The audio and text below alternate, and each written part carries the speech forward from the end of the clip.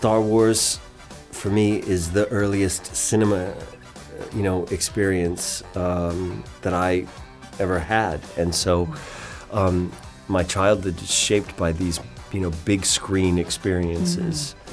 I love scary. I really do. Yeah, me too. Fine, but I think that the morning coffee, 'cause sometimes if I could just literally use the Force to bring it to me in bed and to have a few sips of it before I lift my body out of bed, that would change everything. Hello, my name's Tilly. I'm from the Chris Evans Breakfast Show on Virgin Radio. How are you today? I'm very good, Tilly. How are you? Yeah, I'm great, thanks.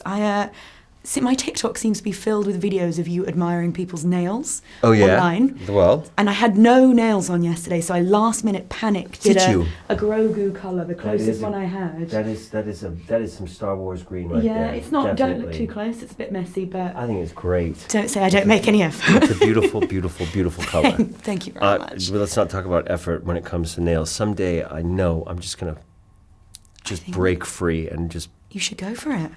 Yeah, go full. I don't know. Would you go art or just go colour or maybe work your way up to the art?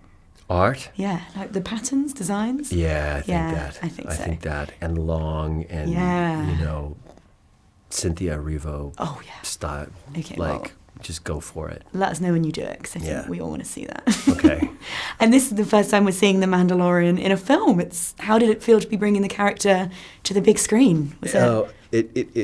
It's a wish granted. To put it mildly, Star Wars, for me, is the earliest cinema, experience that I ever had. And so my childhood is shaped by these, big screen experiences. And there isn't anything more big screen than Star Wars, I think. And so I think that's what made it so special when it became a live-action streaming experience. But, if it were to continue, the only thing that made sense, especially under a director like Jon Favreau, who's made such incredible, commercial, film experiences, for him to helm the, biggest screen adaptation possible of his original creation.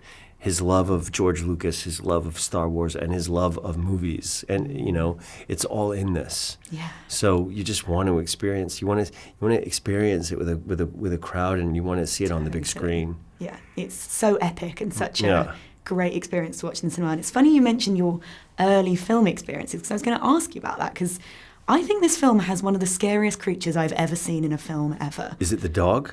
No, the snake dragon. Oh, yes, of course. You mean the one I fight, yeah. And you did very well, but I was so scared I had to put my feet on my chair because I felt like something was going to grab me. And it made me wonder, everyone has that experience where they watch a film when they're probably too young to be watching the film and it scared the daylights out of you. Do you have anything like that? I have several. Yeah? What comes to mind? Star Wars is early. The trash compactor terrified the living hell out of me when I was a child, There was something about the claustrophobia of that just absolutely freaked me out. I mean, all of the most iconic really were very early things that I shouldn't have seen as a child, but I did see, either in the company of my parents or, peeking into the room that my parents were in.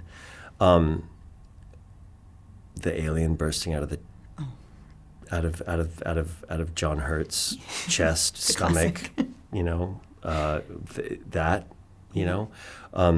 Of which I got to discuss with Sigourney Weaver yesterday. Unbelievable. One of the best conversations of my life. Yeah. Linda Blair's head turning all the way around, the big one, Jack Nicholson with an axe in the labyrinth, Things you think you'll never unsee at the time. Poor Shelley Duvall with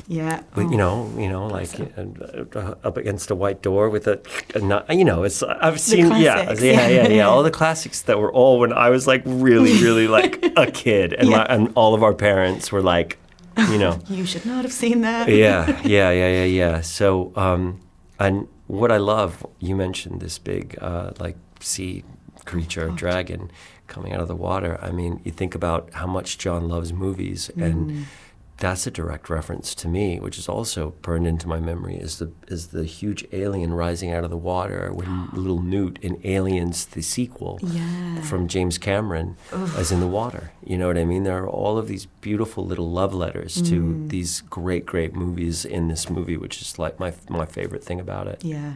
Genuinely terrified me. I'm going to have nightmares. I love scary. I really do. Yeah, me too. There was another great scene where Grogu uses the Force to, just a little moment, trying to pull some crisps towards him.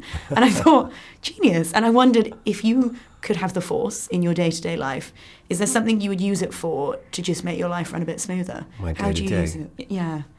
In the It mundane. would either have to do with like morning coffee Yeah.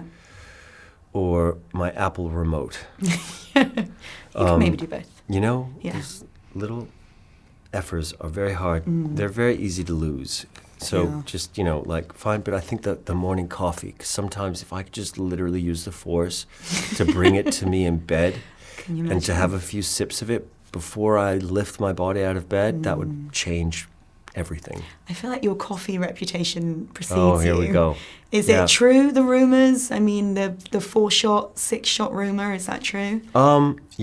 Yeah. It's not every day, but No. it was a routine, depending on where I am in the world. Yeah.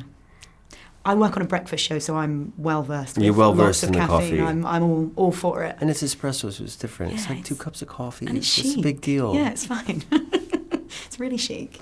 And finally, this is my favourite question to ask anyone, and I just feel like you might have a good answer because I feel like you might be a karaoke person. Is that true? I hate karaoke. You hate karaoke? I hate Okay. it. And Wow, I'm really okay. sorry because I know that No, that's fine. because people, and it's not.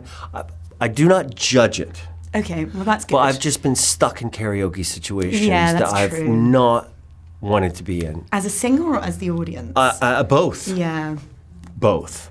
And I So- guess right. I'm not drunk enough, or I try, and I mean literally, you just see the joy just drain out of everyone's face while I'm having a go at like Tracy Chapman's Fast Car or sounds Stevie lovely. Nicks Street, anything. It's just the set. Literally, people are like, oh. So So it's a no. I love karaoke lovers. Okay.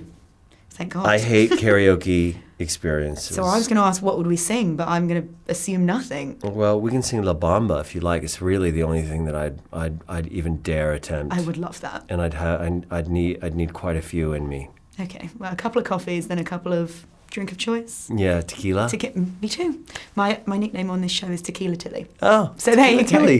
There you go. Tequilas and La Bamba. All right, Perfect. so maybe there's karaoke in our future. Yeah, it's a day. Let's get it in. Thank you so much. Thank you.